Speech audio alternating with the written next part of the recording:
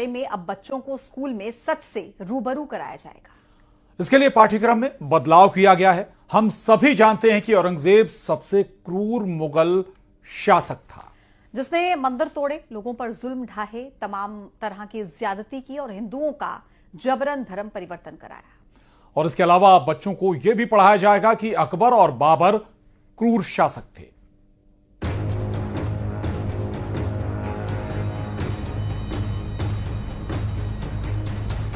NCERT की किताब में बदला इतिहास। 8वीं क्लास की सोशल साइंस की किताब में बड़ा बदलाव।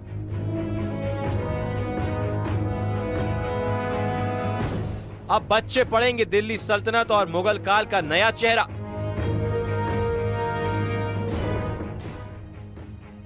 एनसीईआरटी यानी राष्ट्रीय शैक्षिक अनुसंधान और प्रशिक्षण परिषद ने कक्षा 8 की सामाजिक विज्ञान की किताब में बड़े बदलाव कर दिए हैं। नई किताब में दिल्ली सल्तनत और मुगल काल के इतिहास को नए तरीके से पेश किया गया है। एनसीईआरटी ने कक्षा 8 की सामाजिक विज्ञान की किताब समाज की खोज, भारत और उससे आगे को इसी सप्ताह जारी किया है। यह किताब चालू शैक्षणिक वर्ष के लिए तैयार की गई है।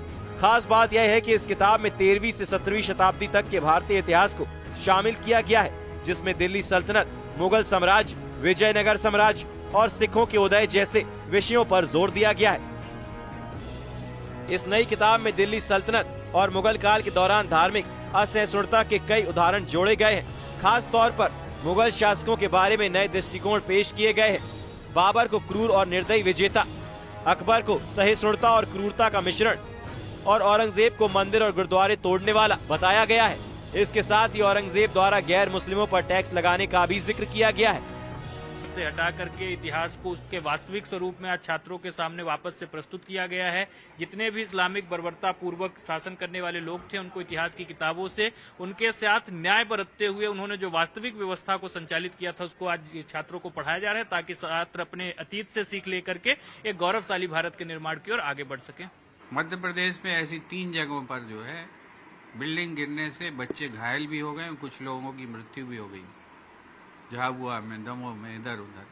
सरकार का इस पर ध्यान नहीं है। इतिहास बदल देंगे तो स्कूलों की बिल्डिंग अपने आप चमचमाने लगेगी, मंगल ग्रह से उस पर रोशनी आ जाएगी। 30,000 स्कूल बंद हैं और कह रहे हैं बीजेपी के लोग कि हमने मेडिकल कॉलेज खोल दिए, तो बिना स्कूल में पढ़े हुए मेडिकल कॉलेज में एडमिशन ले लेगा बच्चा। किताब में जोड़ा गया स्पेशल नोट। एनसीईआरटी ने इस किताब में एक खास नोट भी जोड़ा है, जिसमें लिखा गया है, अतीत की घटनाओं के लिए आज किसी को भी जिम्मेदार नहीं ठहराया जाना चाहिए। इसका मकसद यह सुनिश्चित करना है कि इतिहास को जानने का हमारे वर्तमान पर कोई नकारात्मक प्रभाव ना पड़े। पहले ये विषय कक्षा 7 की किताबों में पढ़ाए जाते थे, लेकिन अब एनसीईआरटी ने इन्हें कक्षा 8 के पाठ्यक्रम में शामिल किया है। इस बदलाव पर अभी तक एनसीईआरटी की ओर से कोई आधिकारिक बयान या स्पष्टीकरण नहीं आया है। ये बदलाव किताब में इतिहास को नए नजरिए से पेश करने की कोशिश है, लेकिन इस पर सवाल भी उठने शुरू हो गए हैं। Bureau report, news 18।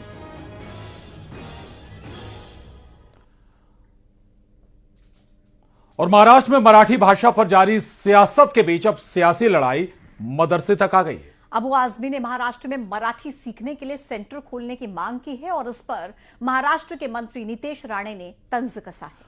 उन्होंने कहा कि लर्निंग सेंटर की बजाय मदरसों में ही मराठी भाषा पढ़ाना शुरू कर देना चाहिए। ये रिपोर्ट देखिए।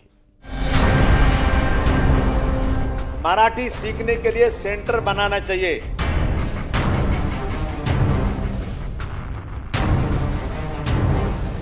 पाठशाला काय को जरूरत है, मदरसा में मराठी चालू करो ना, सबसे आसान है।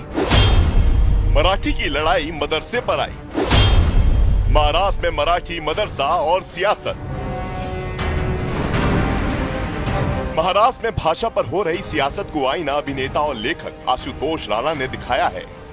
अपना ये मानना है कि भाषा जो होती है वो संवाद का विषय होती है, भाषा कभी भी विवाद का विषय नहीं होती। क्या बात है। आशुतोष राणा ने जिस विवाद पर बेबाकी से अपनी राय रखी, उसका पॉलिटिकल सेंटर है महाराष्ट्र। राज ठाकरे की पार्टी एमएनएस के कार्यकर्ताओं ने गैर मराठी भाषी लोगों के खिलाफ मोर्चा खोल दिया। मराठी नहीं बोलने पर लोगों को मारा और पीटा गया, लेकिन इस मारपीट के बीच कई हिंदू भाषियों ने इसका विरोध भी किया। बोलूंगा, हिंदी बोलूंगा, भोजपुरी बोलूंगा, बोलना बोल ना। हाँ ठीक है। तुमको क्या हिंदी बोल रहा हूँ, मराठी बोल नहीं बोल रहे। हिंदी बोलूंगा, हिंदी बोलूंगा। मैं बोल रहा हूँ, वीडियो बोलो, हिंदी बोलूंगा। कैसा बोला तुम? हिंदी बोलो, तुम मराठी बोल रहे हो, हम हिंदी बोलूंगा। मराठी भाषा को लेकर सियासत इतनी गर्म हुई कि इसकी गूंज महाराष्ट्र विधानसभा तक सुनाई दी।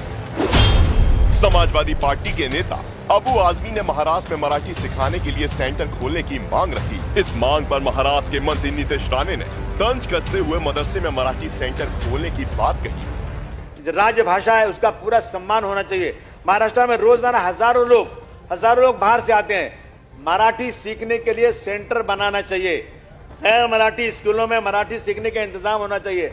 मुंबई में जितने म्युनिसिपल स्कूल हैं, इन स्कूलों में शाम के वक्त मराठी सिखाने का बंदोबस्त करना चाहिए। जिन लोगों के एजुकेशन नहीं हुए, जो यहाँ पर लोग आते हैं, चले जाते हैं, थोड़े दिन रहते हैं, ऐसे लोग भी अगर मराठी सीखना चाहते हैं तो सरकार बंदोबस्त करे, न कि जाकर किसी को मारना कि तुमको मराठी बोलना पड़ेगी। इससे महाराष्ट्र में एक जो है लॉ एंड ऑर्डर की सिचुएशन खराब हो रही है। सरकार को मराठी जबान को सब तक पहुंचे, इसके लिए सेंटर खोलना चाहिए। ऑनलाइन भी मराठी जबान की पढ़ाई होना चाहिए।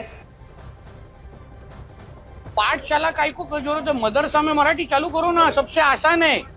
अलग पाठशाला करने की जरूरत ही नहीं है। महाराष्ट्र में बहुत मदरसा है, वहाँ उर्दू के बजाय आप मराठी शुरू करो ना उधर, आपका मेहनत कम हो जाएगा। काय को है आपके ऐसे मीडिया में आने के लिए नौटंकी करने की जरूरत है? आपके मुल्ले मौलवी को बोलो अच्छी तरह से मदरसा में सिखाओ। उधर हम लोग को भी समझ जाएगा ना कि मदरसा सच्ची में पढ़ाई के लिए, वरना पुकड़ में गन बिन तो मिलते हैं उधर सब। मराठी भाषा विवाद में मदरसे पर गरमाई सियासत के बाद कांग्रेस की तरफ से भी बयान सामने आया। कांग्रेस के नेता ने नीतीश राणे पर पलटवार किया।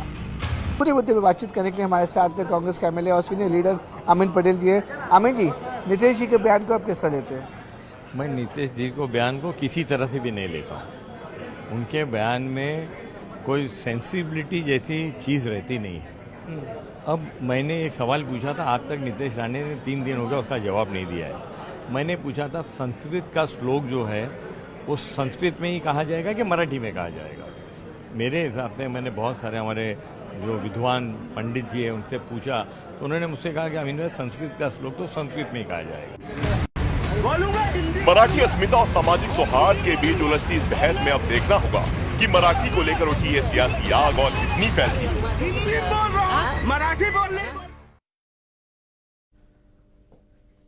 बॉलीवुड फिल्म उदयपुर फाइल्स पर सुप्रीम कोर्ट ने दिल्ली हाई कोर्ट के फैसले को बरकरार रखा है। सुप्रीम कोर्ट ने फिल्मकारों से फिल्म के खिलाफ आपत्तियों पर सुनवाई के लिए केंद्र की ओर से नियुक्त की गई इस समिति का फैसला आने तक इंतजार करने के लिए कहा है। मामले पर अब अगली सुनवाई 21 जुलाई को होगी।